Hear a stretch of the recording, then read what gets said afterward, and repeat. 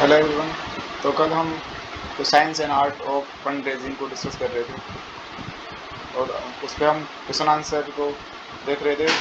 तो आज हम उसी क्वेश्चन आंसर से आगे रिज्यूम करेंगे।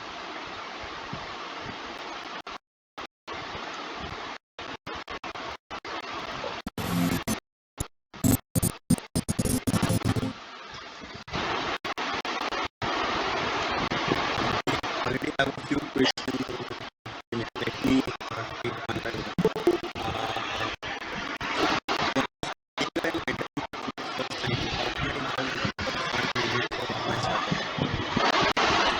As I mentioned, of course, you will not need as much money initial time. See, you pay everything by the time in the seed stage. As you grow across, then you need a lot of capital so that you can initiate.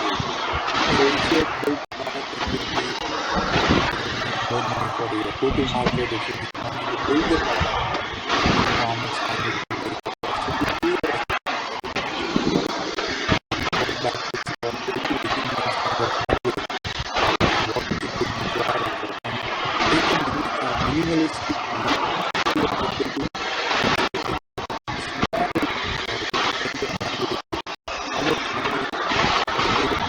for you to survive for the day. Easy on how you can scale the product. So it's going to be difficult, and the only way you can work on this is to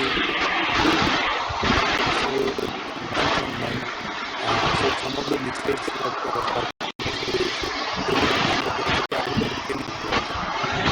they will show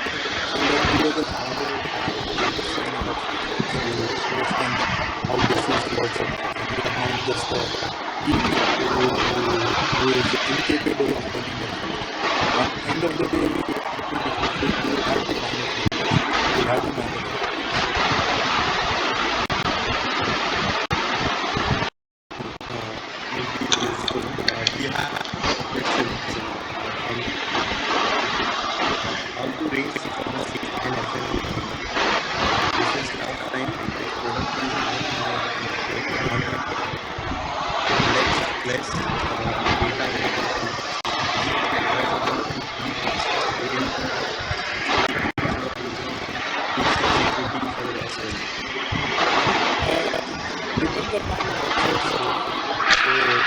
for example, we invested in SRM kids in the last group called our app.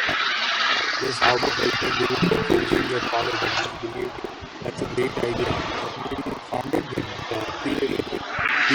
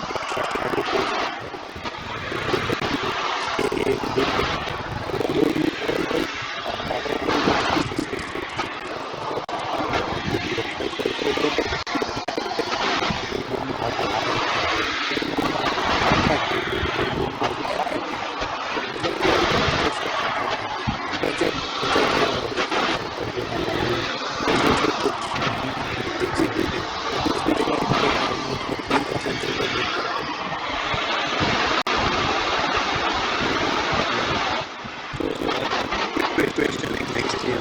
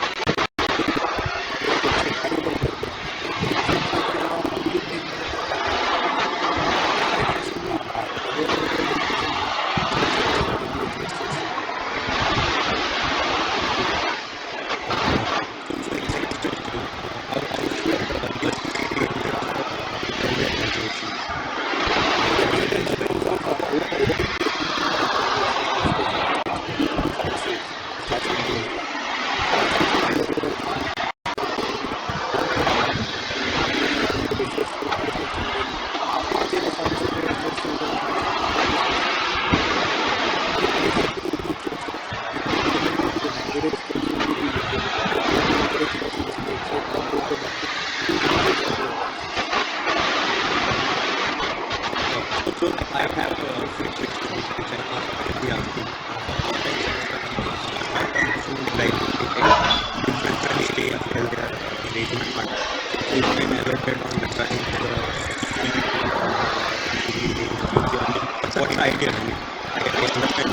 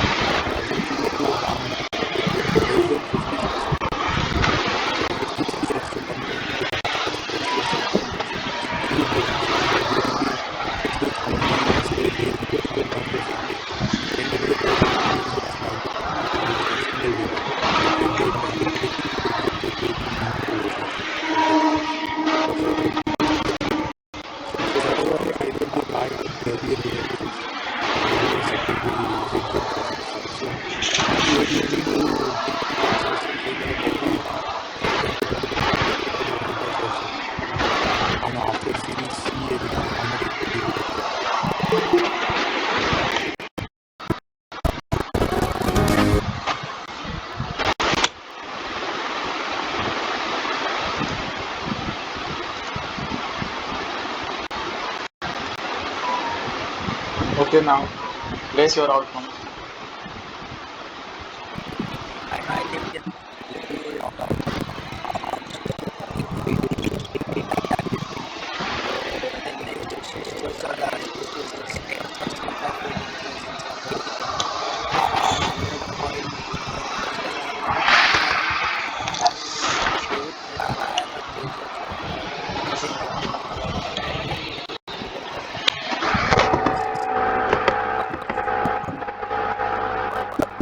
वही कहना चाह रहा है ना ये।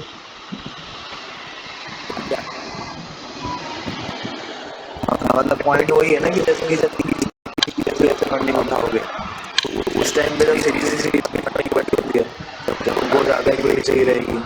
अभी से तुम स्टार्टिंग में 15 से 20% इक्विटी दे दोगे तो फिर उस टाइम सेंस नहीं बनेगा इसकी तो पॉइंट था करता है कि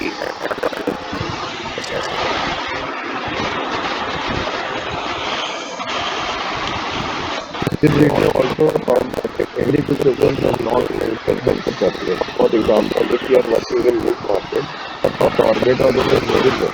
मतलब बहुत कम capital चाहिए उसके लिए तो उसमें अपन को venture capital का funding के बजाय एक small loan या मान लीजिए।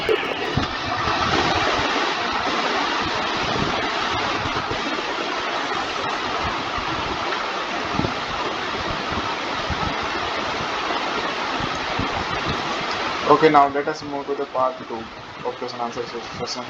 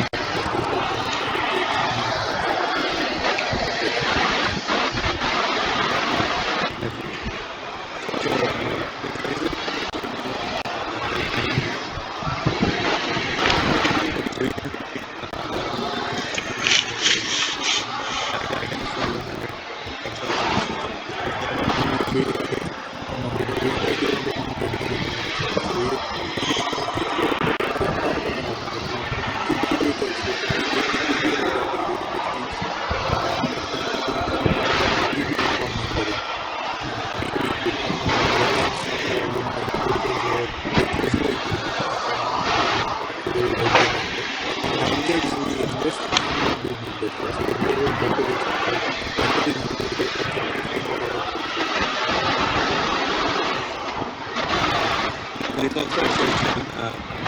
Personal for you. So, is there any area in your journey and some tips which you would like to share with the founder and succeed in that?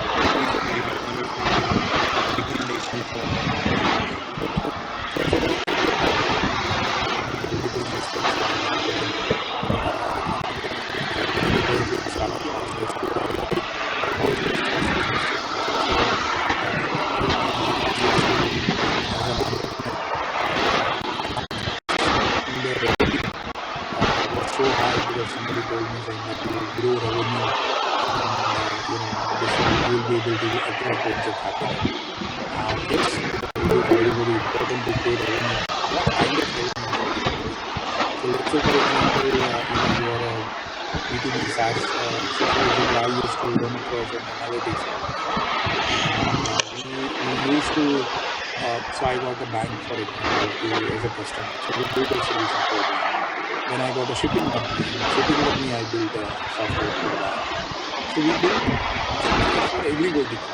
जो धंधा मिलता गया करते गए. Rather than having that quality focus where I could have built a story only on banking, saying that we are specialized in being a leader into banking, rather than a horizontal play, we should have done the vertical. So many startups at our time, while we have a great software, we could not, scale in one vertical. And VCs, as an investor, typically today, if I have to evaluate a startup, I will look across person, that laser focus which a startup founder is having. If they are having 3 revenues, then I would like to see all the 3 vertical revenues happen across, not just one. So ideally, if you are having that one, so the many, let's say product company, consumer product company, they will have 100 SKUs on their product.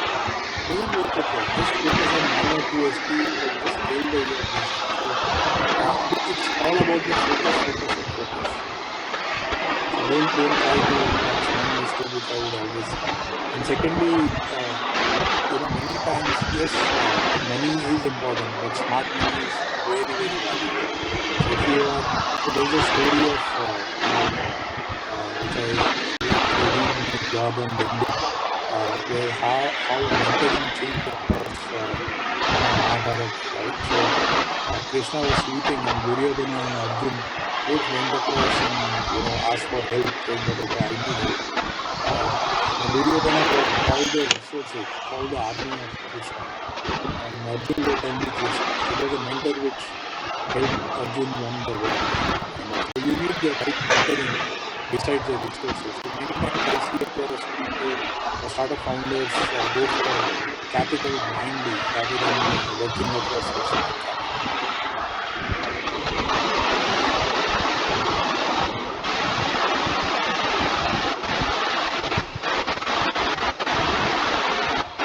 Am I audible? No. There's some. So now I can hear you, but earlier no.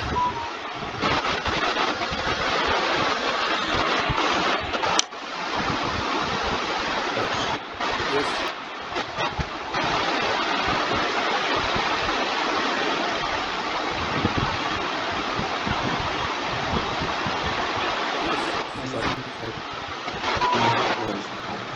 So another question. So while raising fund at an early stage, should we discuss low-hanging entry barriers to the investors, and what do you advise there? So startups typically find that there is enough competition market. So whether we should discuss about low entry barriers with the investors, or what do you recommend in that? As much you can discuss. So idea is your investor is going to be a long-term partner. They are going to spend another 5 years with you, whatever your investor is. So you need to be transparent about what do you think, why do you need help, and which way can you build stuff. If you act like a Superman, it's not going to work. Let's have a closing question, and that's from my side. What if you have to invest in a student venture and they are just at a graduate?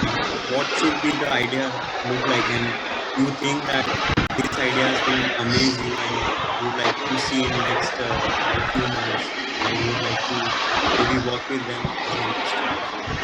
Any recommendation, or maybe you think this should come in next few months? No, so if I had so much vision, I would become an entrepreneur.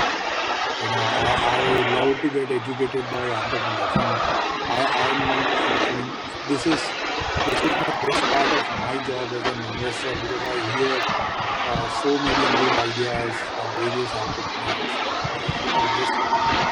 Possibly this is the best job in my life, which I've done across as an investor last 10, 11 years, listening to pitches. But any idea which can help customers, and you are solving somebody's problem, removing friction, and the system is broken and you are trying to solve, you are trying to have a purpose and a meaningful outcome. Anything interesting, we would be happy to look at it. And as I mentioned across, we have invested in few entrepreneurs.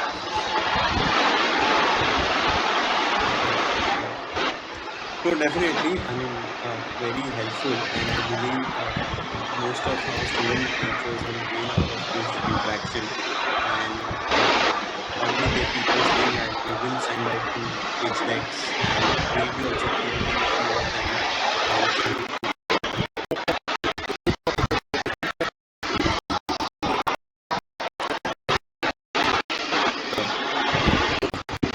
So much for your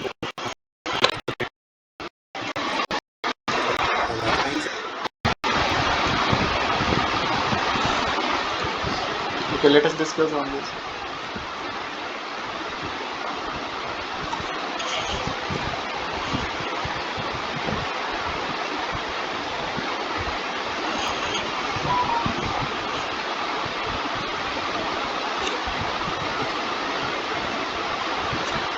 तो मतलब यहाँ पे मैं थोड़ा discuss करता हूँ। यहाँ पे थोड़ा ऐसे बताया गया है कि जब हम फर्स्ट में स्टार्ट करते हैं कोई बिजनेस, तो मतलब हमें कम से स्टार्ट करना पड़ता है, थोड़े से स्टार्ट करना पड़ता है। तो हम ऐसे फर्स्ट में ऐसे नहीं कर सकते कि फर्स्ट में 10 एम्प्लॉय रख लिए, मतलब एक एम्प्लॉय से हमें आगे बढ़ाना पड़ेगा, धीरे धीरे बिजनेस को बढ़ाना होता है। इसके बारे में से थोड़ा बताया गया है यहाँ। और आप भी और वही है कि क्वेश्चन था ना कि जैसे लो एंट्री बैरियर्स के साथ एंटर करे, बताना है इन्वेस्टर को, नहीं तो मतलब वो क्या लो एंट्री बैरियर्स क्या होता है, बताएं किसी को। हाँ, ये बताओ। क्या क्या होता है बताओ ना। हाँ, मैं वही पूछ रहा हूँ कि लो एंट्री बैरियर्स क्या होता है, मतलब कैसे। हाँ मतलब मेरे को लो एंट्री बैरियर वो हुआ ना कि जिस बिजनेस में घुसने के लिए ज्यादा कोई ये नहीं है, मतलब ज्यादा अपने को रिक्वायरमेंट्स नहीं चाहिए, कोई सेकंड पार्टी आकर के इजीली मार्केट में ले सकता है। अच्छा, तो जैसे अपने बिजनेस में लो एंट्री बैरियर्स है, तो वो यही पूछना चाह रहा था कि वो इन्वेस्टर को बताना है कि नहीं बताना है, ऐसा ना। हाँ, तो अगर हमारे बिजनेस में लो एंट्री बैरियर है ना, तो इन्वेस्टर को पिच करना, तो इन्वेस्टर ये बोल सकता है तुम अगर इतना कम एंट्री बैरियर, तो कोई और भी आके ये सेम चीज कर सकता है।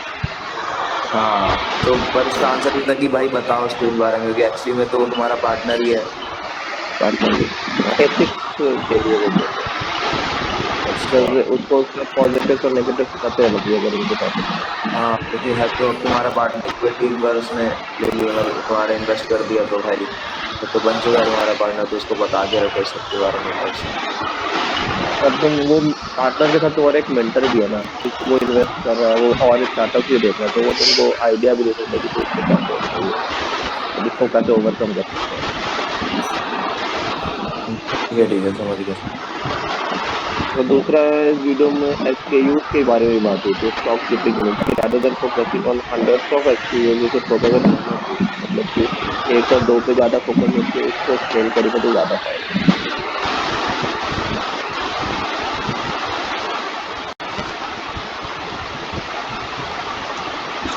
यस, इसमें ऐसा बताया गया। फिर okay, now let us move on the next master class.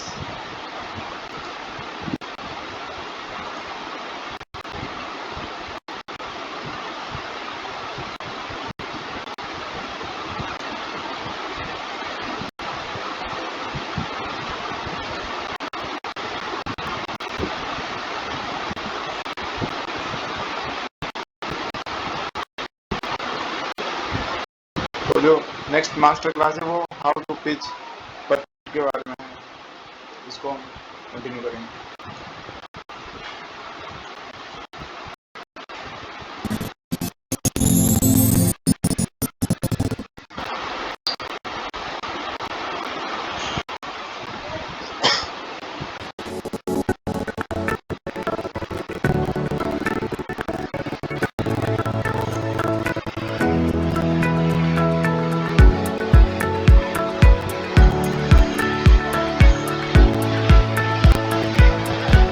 In the startup ecosystem, one of the key areas for us to survive and thrive is to actually go out and speak to a whole host of stakeholders who will back us, support us with investment, money, and all kinds of things. So, not it is important in the sense that it is a conversation we are having always with our customers. We're telling them our story in terms of what we're doing with customers, with mentors, anybody who's advising us, and of course with investors. And so I'll broadly break it down into two elements. One is, what is the investor looking for? Because in any presentation, discussion, you want to know what the audience is all about, right? And then get into the various elements of the pitch. I think this is one area where in our experience, we have been working with startups. We think almost all the companies we have interacted, startups we've interacted with, can do with some improvement. And as you guys move along your journeys and get investments, you will see that your pitch improves with every iteration, and this is the first step in that direction. I think more than anything else, it is a great way, and that's what I want to focus this session on. It's a great way to discuss all elements of your business model. Your business model, as you know, is right from the problem you're solving, the solution, how you're going to make money, how you're going to get customers, what you need to execute and be successful in terms of money, what is the market traction required, what your customers think, all of that comes together in a pitch. So in some ways, I would encourage you to look at this session as a discussion on your business models and various elements of your business model. Also, more importantly, use the pitch as a mirror to look at how external stakeholders are viewing your story. Because eventually it is about convincing other people to support you in your journey. And this is an excellent mirror, the pitch. You think of yourself as a fly on the wall, watching yourself giving a pitch to an investor. And what do you think of it? How are you coming across? I think that's another important element which I would like.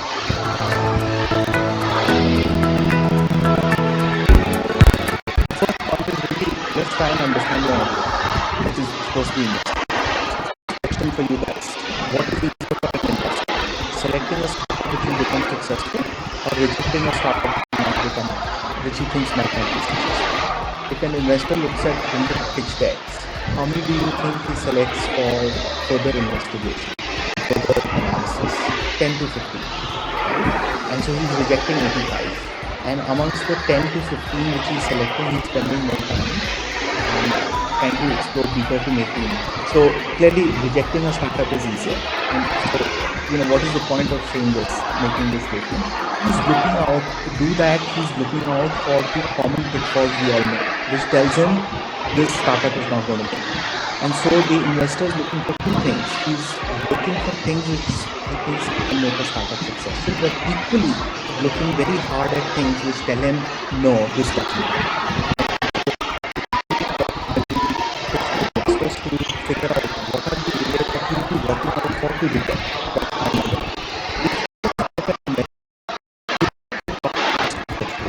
And that first hurdle is crossed if you have a good pitch. If you're standing in front of an investor, he's already committed the time to spend with you because he thinks you have a chance of success. And therefore, you have to make the most of that. Pitching in front of an investor is an opportunity which you should maximize because you've already touched the investor. And pitch is a key element of getting that. So we talked about, investors are looking for certain things and they are watching out for other things, right? So what is the investor looking for? Clearly the investor is looking for returns. What is he looking for in terms of return? How much returns? Is it 4x, 5x is money? In what kind of time frame? Is it 10x? Is it 20x? Is it 30x? So venture capital investment is a typical risk-based investing model, where if a guy invests in 10 startups, 2 or 3 will give outsized returns, 3 or 4 will give middling returns, say 3-4x, and the rest he will lose all his capital. And therefore, portfolio level, investors will look at 3x, 4x, 5x returns. At an individual investment, when he's looking at your startup, the investor is actually looking at, you have a chance of giving him a 10x return on investment, 20x return. Just think a little deeply about this. So I have startup founders saying that, I want X amount dollars of valuation and I want $1 million to be invested and I will give a 20% stake. So let's just stick with that. What does that mean? An investor is putting in $1 million and gets a 20% stake, and he has to be convinced that he will make $10 million, say 5, 6, 7 year time frame. It means that your company has to be valued. If you raise no further money, let's assume a 50% valuation. That means when you raise money, even the investor stake goes down because the new investor gets some stake. Let's say there is a total of 50% valuation which happens. Okay? So he has, let's say at the end of when he's exiting after 6-7 years, he raised money, his stake has come down from 20% to say 11%. The easy math, let's take 10%. So he has 10% stake in the money. To get $10 million, he has to be valued at $100 million.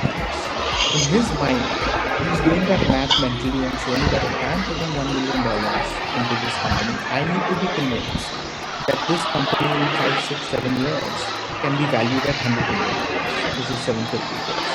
So that is the benchmark the investor has in mind. And it's a fairly steep benchmark for a lot of the businesses. So therefore, your task is of convincing him that he can actually make that return. And a lot of people will say, no, 3-4x is fine. But the investor also knows that he will make mistakes and he will back startups which will not succeed. Yours could be one of them, right? So for an individual investor, he's looking at that kind of return.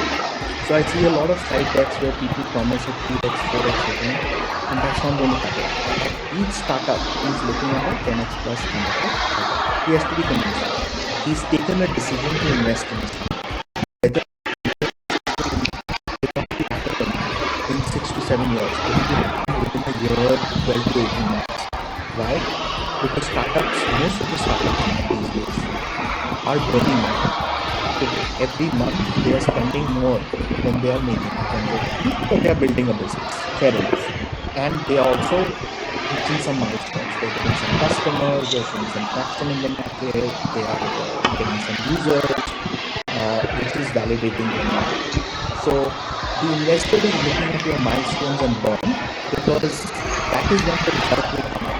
That is what drives when the result will come out. Because he has to be sure that given the milestones you're going to show, you say, okay, in the next 12 months, this is what I'm going to do and achieve in terms of customers, in terms of revenues, in terms of my product, and I'm going to burn this much of money. So you're going to run out of money in 12 to 18 months, let's say. He has to be sure that somebody looking at those milestones is willing to give you the next money. Because if that doesn't happen, the exam results are out. The investment has worked or not yet. And so a lot of people think that the time frame investors have, it takes a lot of time, etc. But the investors are also on a deadline in terms of time. And so they are actually looking at what can you deliver in the 6, 9, 12-month time frame so that you can raise additional money. A lot of the startup founders will say, hey, this takes time to build, etc. But in the investor's mind, it is really critical that when somebody looks at you 12 months down the line, based on what you have achieved, they will be willing to invest money at a higher valuation. So that is why a lot of investors will talk to later stage investors to get a sense on what are the areas they are interested in and what are the milestones they want to see.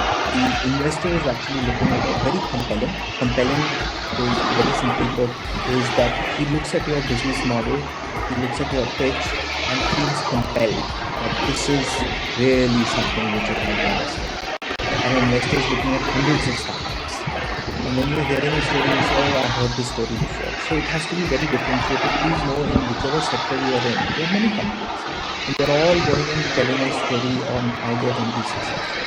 So your story has to be very sharply differentiated on how you are different, which is unique about it. And your story also has to be very cogent.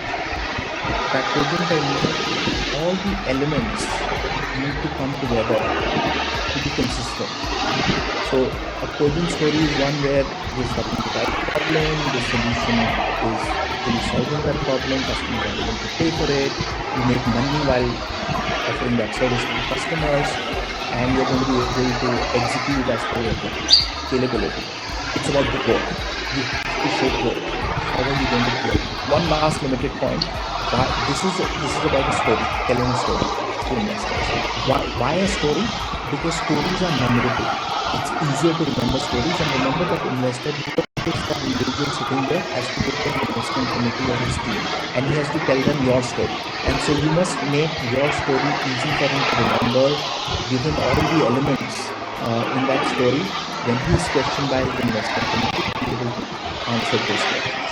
And so remember that there are layers of storytelling which are going to happen, and the investor is always trying to figure out when he's asking you the question, because he's going to be asked those questions and he has to answer those questions in your story.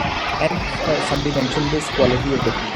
I think these days a lot of early stage investments are based on the kind of team, because you have an idea, you have some hypothesis on why your startup is going to scale up. Finally, people can I work with these people?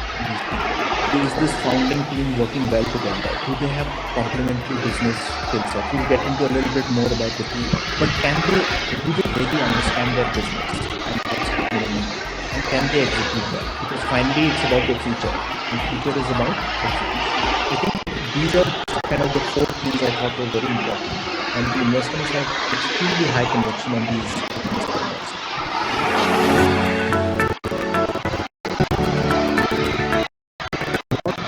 Solving problems is they are of course very passionate about. They're solving a genuine problem, but the market is not large enough. So the market must be large. Let's say you're selling to some segment of customers. You're a SaaS-based company and you're charging them 10,000 rupees a year for your product. And the market has maybe 30,000, 40,000 customers. Even if you get 10,000 customers, a lot of startup founders are very excited. 10,000 customers at 10,000 customers. That comes to 10 crores of revenue. So even if you're successful, you're getting 10 crores of revenue. And so a rule of thumb is that for you to excite investors and really scale up, you should be looking at a market which you can address and win of at least 50 to 100 million is the minimum, I would say. And so the market is such an important role in an investor's decision making. That is something that you need to know. The startup founders respond to this by saying, hey, have you defined the market in very general big terms? This is a massive market growing. But investors are also interested in what are you targeting? Your market is very specific. So it's targeting a certain segment, a certain category of customers, and what is the market size that we can address. A fragmented market is where there are hundreds and thousands of players, many players put together, where there are lack of entry barriers. It's very difficult to differentiate yourself. And there are a lot of people startup founders who are in such markets, and you really have to think, how are you going to be different? Can you be different? For so many years, there are so many players in the market. Why? You have to ask the question, why are there no large players emerged? So I'll give an example of ODP restaurants. ODP restaurants are typical fast food, South Indian food service restaurants. They are fairly price points. You look at hair salons.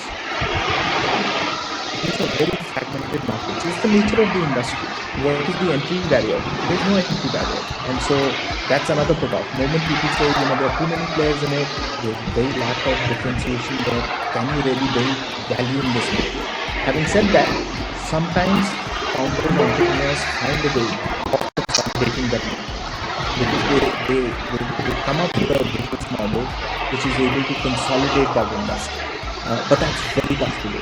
So in general, fragmented markets with entry barriers are a strict put-off. So IBM came out with this AI-based model which would scan thousands of cancer research papers on what treatment protocols to follow for various kinds of cancers. Cancer is a very complex disease. So this was basically meant as a tool for doctors to enter the patient details, what kind of tumor they have, and their blood work, and it would recommend which chemotherapy to treat the cancer which are to be used. It didn't take off. It was a great product because in a lot of the markets, the doctors considered this as competition.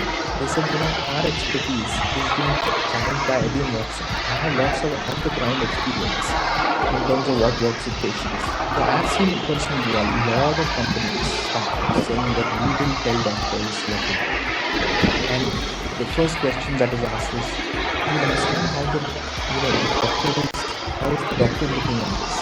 So understanding the market competitors, stakeholder dynamics is really clear. And investors will sense that in published discussion. They just have to ask you 2 or 3 questions. So having a very good understanding of what's happening on the ground in the market you're talking about. Lack of focus. Somebody saying, I will do this also, I will sell a premium product also, I will have something for everybody. And then that raises alarm bells. Okay, so I will serve a premium market, I will serve a price conscious market, because the operating models are very different. If you're in a premium 5-star hotel, the service element is very important. Versus a do-it-yourself, sort of self-register, walking with your mobile phone onto the hotel. The models are very different. The customers are very different. And so there are trade-offs involved. There are choices involved in your business model in terms of your product service. And you have to make those choices, because that shows your level of clarity and your understanding of the problem and the solution that you're offering to solve that problem. I think all these elements are very important for the execution of your business model. Forget about the investor. It's important for your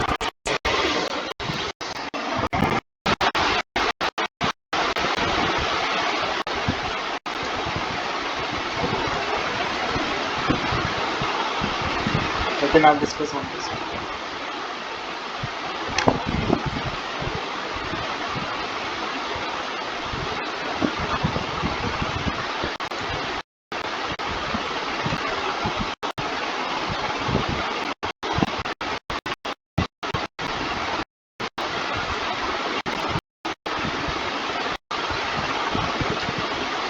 Should we move to the another one?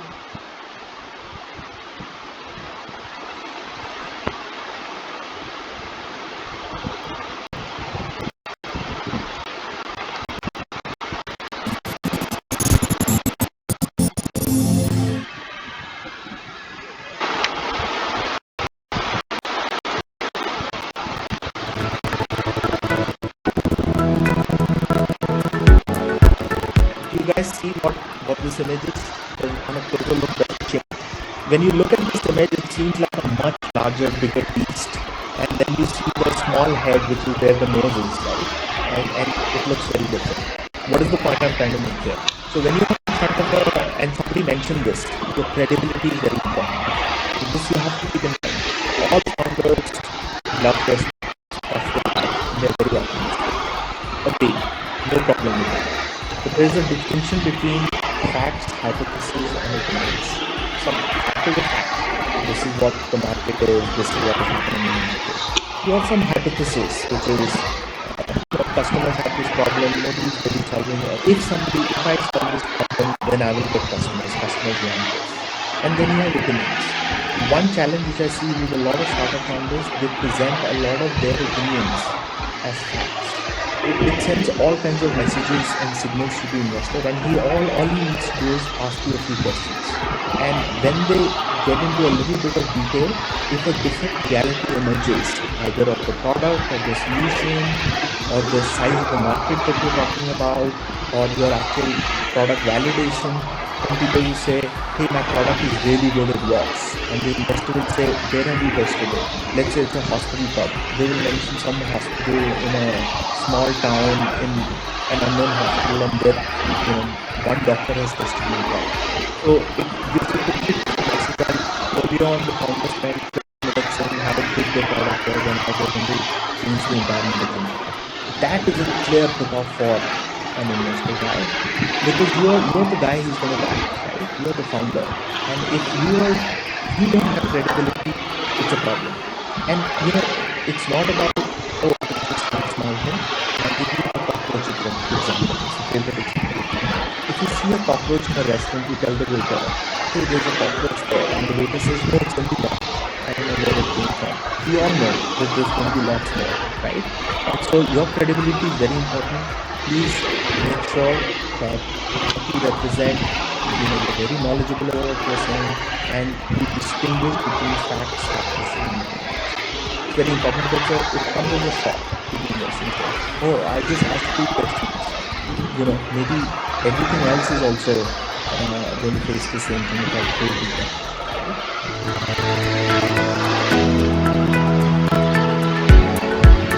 So the other thing I want to leave you with is, in this pitch, you're pitching to an investor. What is in it for you? Of course, it's about funding. You want to get funding. But I think as you do this, it's not only about getting funding. It's about getting an outside-in perspective. Because investors are seeing a lot of startups maybe in the same space as you. They're hearing different perspectives. And they're able to provide you with that perspective. And I think that's really important, because at the end of the day, it's about the startup being successful. You should be keeping your eyes and ears open to get feedback in terms of what is happening out there, what has worked, what has not worked. You will always learn from your own experience, but can you learn from other people's experience? And the investor, his feedback is actually bringing in years of experience of talking to founders on what has happened. Oh, this doesn't work, people have tried it. So that outside-in perspective is also very important, which is why going out, telling your story and getting feedback on it becomes very important. There's feedback on it. And it gives you pivots. Idea is great, but maybe you should look. And so this whole exercise is not only about getting funding, but getting a very good, as I mentioned earlier, idea of your own business model, and being able to look at it from an outside-in perspective, almost like a fly on the wall, and saying, hey, I'm not involved in this, I'm looking at this, somebody else's pitch deck, and I was looking at it, what questions are going to be. And remember, this is comment as an investor I used to give to a lot of the startups, is entrepreneurs often prove investors wrong. Every well-known investor has a sort of anti-portfolio. An anti-portfolio is the good startups we saw but didn't invest in, and they became very, very successful. So keep that also at the back of your mind. It's not the end of the story for you if you invest in startups. Equally, they have a level of insight, and so you should listen to them and take their feedback. So I think this positive that entrepreneurs are the reason why investors exist, and they have.